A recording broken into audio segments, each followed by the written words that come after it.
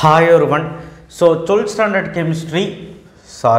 chemistry இன்னைக்கு கெமிஸ்ட்ரிக்கு 11th க்கும் 12th க்கும் லாஸ்ட் ஹோப் சென்டம் சேலஞ்ச் இன் 30 days. ஸோ இது வந்து நம்ம கன்டினியூ பண்ண ஆரம்பிச்சு நேற்றுலேருந்து கன்டினியூ பண்ணிகிட்ருக்கோம். டே 1 முடிச்சு டே 1 வேணால் டிஸ்கிரிப்ஷன் பாக்ஸில் இருக்குது, வந்து ஜாயின் பண்ணிக்கோங்க. ஒரு வேளை நேற்றே நீங்கள் போட ஆரம்பிக்கல படிக்க ஆரம்பிக்கல அப்படின்னா இன்னிலேருந்து படிக்க ஆரம்பிங்க. ஸோ இது வந்து இன்றைக்கி ஈவினிங் ஓகேங்களா. நாளைக்கு மார்னிங் நடதில் இன்றைக்கி ஈவினிங் டே 2ல் இருக்கும். டே 2ல் 11th கெமிஸ்ட்ரி வந்து பார்த்திங்கன்னா யூனிட் 2 வந்து பார்த்திங்கன்னா 27, 31, 33, 39, 40 கொஸ்டின். புக்கினில் 2.1.1 four postulates very important 5 mark. 2.2 de Broglie equation. So இந்த சமன்பாடு ரொம்ப important. P equal to lambda equal to H/mv முடி நம்ம டெரைவ் பண்ணணும்.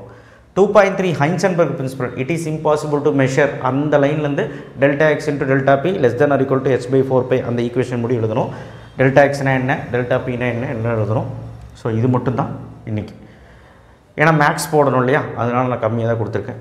12th மேக்ஸு யூனிட் 1ல் மெட்டலர்ஜியில் 1 to 6 புக் பேக் ஃபுல்லாக.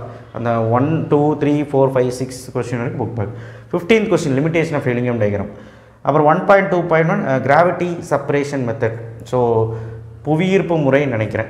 புவியீர்ப்பு எனக்கு தெரில. இது வந்து gravity separation method 1.2.1 3 mark. 1.2.2 froth flotation நுரை பதிப்பு முறை. ஸோ இது வந்து இம்பார்ட்டண்டான 5 மார்க்கு ஃபுல்லாக படிச்சு froth flotation. 1.2.4 paragraph number மேட்டிக் separation காந்த பிரிப்பு முறை. ஆட்டோ ரிடக்ஷன் சுய ஒடுக்கம். ஸோ இது மெட்டலர்ஜியில் இன்றைக்கி படிச்சிருங்க. ஸோ ஆல்ரெடி மேக்ஸ் கொடுத்தனால இன்றைக்கி ரெண்டுமே படிக்கணும் ஈவினிங்கு. ஸோ அப்படி தானே போயிட்டுருக்கு. ஸோ நாளைக்கு சண்டே ஒரு ஸ்பெஷலாக ஒரு வீடியோ போட்டுருவோம். இன்னும் ஒரு 6 மணி நேரம் படிக்கலாம் அப்படின்னு. நான் சொன்னேன் பயாலஜி அந்த மாதிரி சொன்னேன், தமிழ் இங்கிலீஷ் சொன்னேன்.